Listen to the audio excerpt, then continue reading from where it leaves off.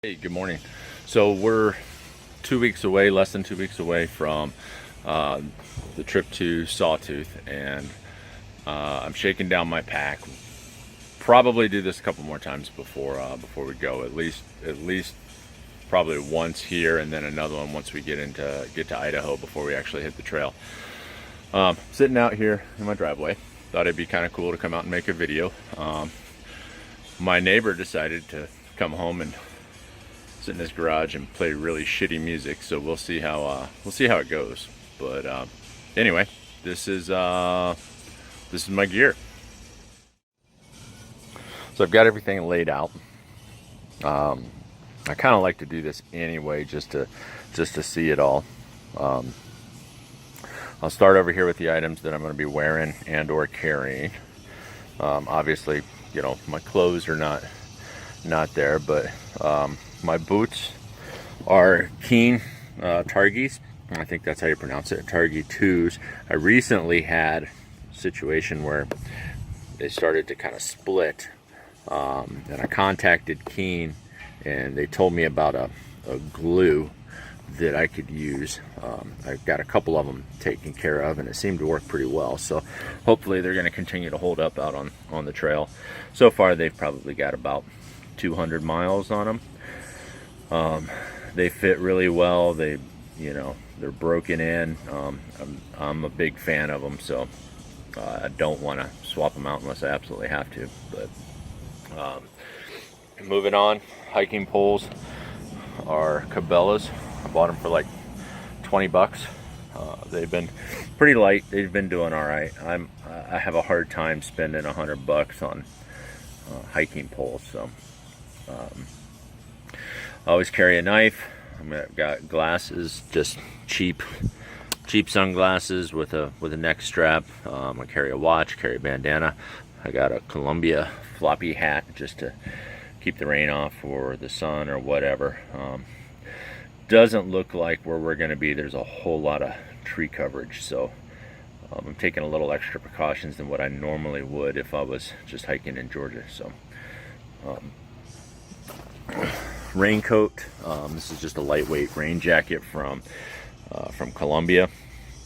Nothing fancy there. Clothes, I'll use that as kind of a pillow on my extra clothes. I won't pull all that. I'll spare you the details, but a couple extra pairs of underwear, a couple extra pairs of socks. I don't do anything special with socks. I use just kind of the short ankle athletic socks, moisture wicking socks. I usually buy a new pack not too long before I go hit the trail, just so that they're good and have some cushion, and they seem to suit me really well. I don't usually have any problems with my feet. My pack is a Granite Gear Nimbus 70. It's new. I just got it. I've got probably about 50 miles on it walking, loaded. I've been hitting Kennesaw Mountain with the pack loaded up, putting in 6 miles up and over the peaks, which is pretty rugged stuff actually once you get past the first visitor center mile. I have spent a night with it on the Appalachian Trail a couple weeks ago when we went up to Springer.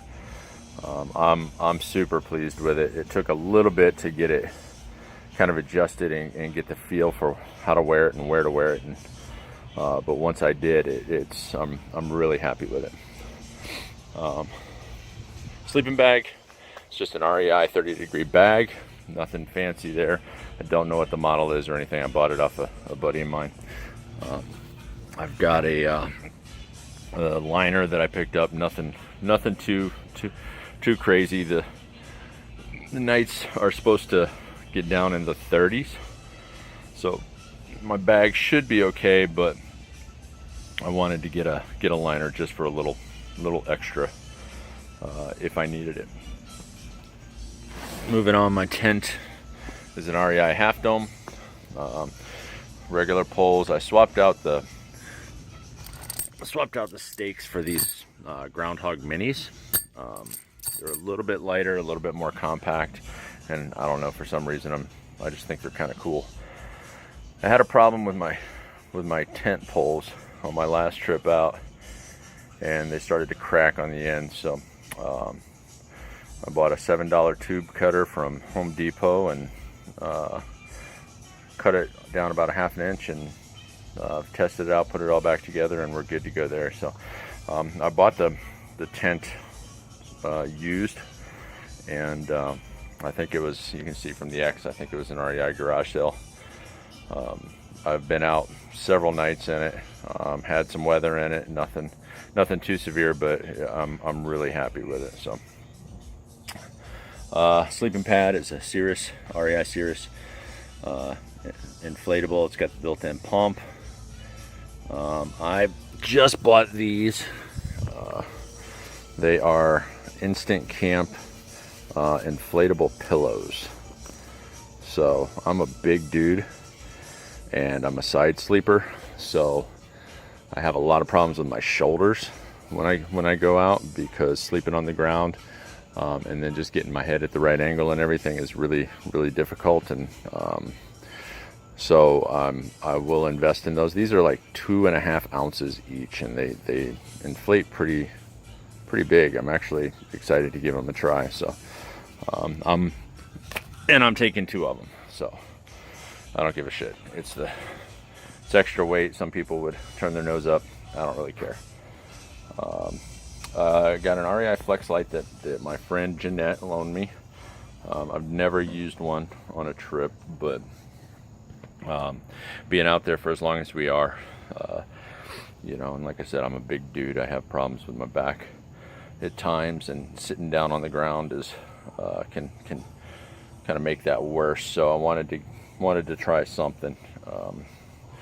It's a little bit of weight to it, nothing crazy, but I'll see how I feel about it. I'm going to actually do another test run with the pack all loaded. I haven't carried that with me, so I'll test it out and see how the weight is. I also carry one of these.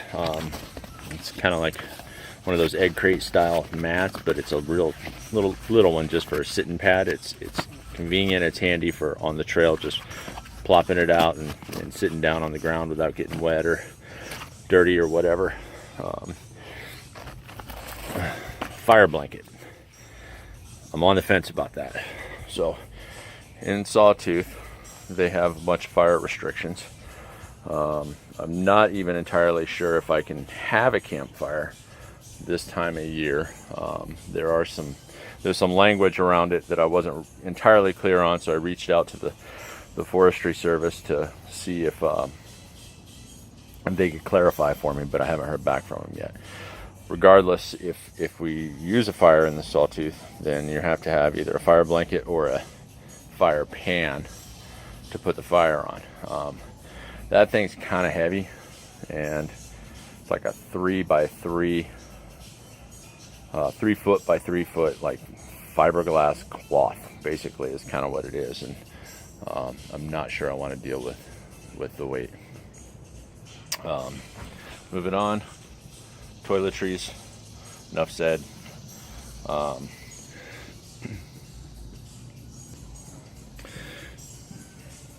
Map and compass, we've got a couple. This is actually a really cool deal. I'm not going to open it up, but this is from MyTopo.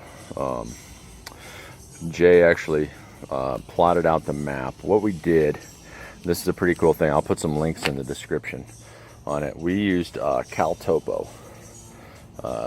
It's a website where you can map trails and download the GPX and all that kind of stuff. So Jay did a lot of research, figured out what looks like it's going to be a really cool loop that we're going to take, with a lot of bailout options if we need them or whatever, and mapped it out on Caltopo, exported the GPX, went to MyTopo, and we got these custom maps printed with the exact area of where we're going to be and where that loop is.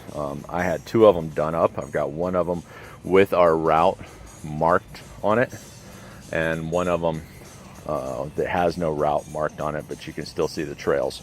So maybe I'll do another video or something on that to to show that in a little bit more detail. But so I've got 2 of them. We'll probably each carry one. My compass, you know, pretty standard. Continuing on, first aid kit. Nothing special there. I do have actually 3 packs of moleskin in it. Ironically, I said I don't usually have feet problems, but I also don't want to risk it. But that turns out to be really good. I used it on my Springer trip when my pack was rubbing on my waist wrong and I got pretty cut up. Moleskin pretty much saved me from a whole lot of pain on the way back from that hike. So I like it. I'm a fan. I carry extra. My kind of utility bag, mosquito repellent, fire starters, a couple of tools. You know, I got my headlamp. I got a backup charger for my phone. You know, batteries. This is actually kind of a cool idea. I picked this up off a guy off of another video I watched, some ultralight backpacker. I'll dig it out and put his name in the comments.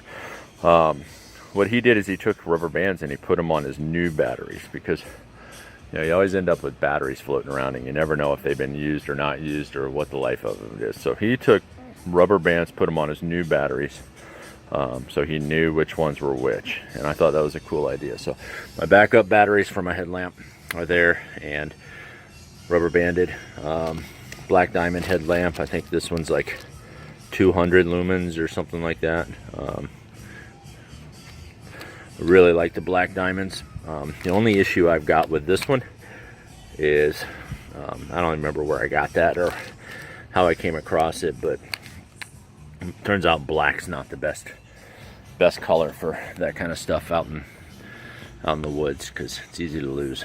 I have lost a couple of tools that way. Gerber dime, I carry a multi-tool. Not real crazy about that one. It's pretty flimsy, but it was 20 bucks, so I might be upgrading pretty soon. Not entirely sure. Inside of here, I got a couple other things. I got like my repair kit. It's duct tape and some tent seal and some airbag seal and stuff like that. And then personal, you know, hygiene stuff. Friction defense and gold bond, enough said. Toothbrush, comb, probably don't really need it, but you know, whatever, it's not really anyway. Toothbrush I usually don't worry about if I'm going out for 1 or 2 nights, but I'm going to be out on the trail for a week this time, so I'm brushing my teeth at some point. Water, that's a, you know, 1.5 liters. I'm going to carry this little plastic, you know, Ethos bottle. It's really light, and what I'm going to do is use that for mixed drinks like lemonade and stuff like that. I don't put it in my Nalgene's because I'll keep my Nalgene in my tent, but anything that I mix with, you know, sports drink or lemonade or anything like that, I'll do it in that, excuse me, that Ethos bottle, and I'll hang that and with my food. My water filter, so I'm using Sawyer. I switched to this a couple years ago, and I'm really happy with it. I rigged up from this old platypus bag just a gravity system. I've got a Ziploc bag, a gallon Ziploc bag in that mesh bag there, a bunch of extra caps, and what I'll do is I'll just scoop the water out with the Ziploc, pour it into the platypus, attach the filter, hang it from a tree, and let it, you know, gravity filter into my Nalgene. Super easy, it's super convenient. The only trick with it is if you're in a spot where the water's not deep enough, or it's just a trickle, it can be hard to fill the Ziploc with it. But where we're going to be on this particular trip, I don't think that's going to be too much of a problem. Cooking. So this is my GSI Soloist. I think that's what it is, or dual Soloist. I'm a big fan of this kit. It's lightweight. It comes with a pot.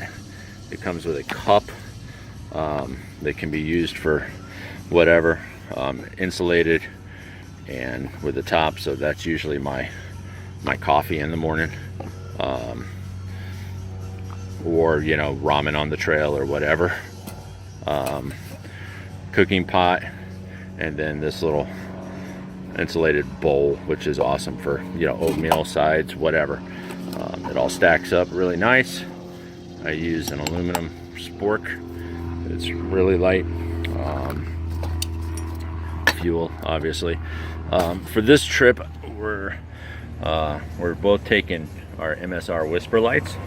Mine is the universal, so I've got it configured to use the ISO fuel, and Jay's going to take his, and I think the plan is right now is we're going to use white gas off of his and ISO off of mine. That way we've got a couple of options, and you know, we can run them. You know, we've got a quicker option, and I don't know what the benefit is of it or whatever, but we're going to try it out, and we may change direction once we get out there, but we'll go with it for now. And then my fuel, or my food bag, it's just a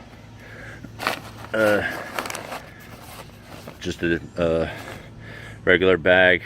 I carry a bundle of paracord and a carabiner. I do a what they call a Pacific Crest hang between two trees, and it's served me really well. I know we've been talking about maybe using an Ursack or bear canisters or something like that. I don't know. I think the Ursack's cool, and I think I'd probably get a lot of use of it, especially in Georgia where there's a lot of bears. But I have a hard time spending, you know, $100 on a food bag, so I'm not quite sure. I'm going to try this, and you know, we may try something else later. I guess that's it.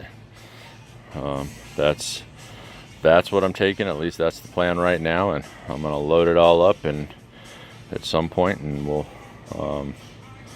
you know, we'll see how it goes. Oh, one other note. My military duffel, that's how it's all getting to Idaho.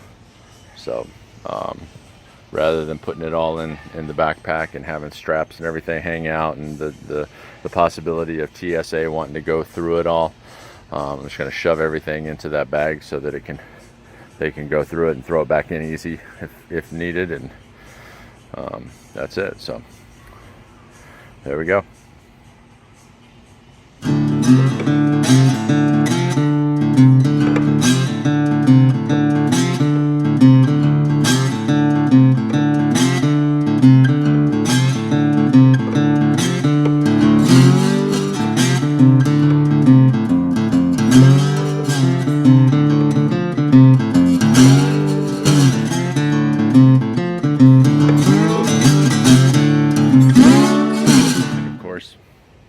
Now that I've got it all done and put away, they stopped.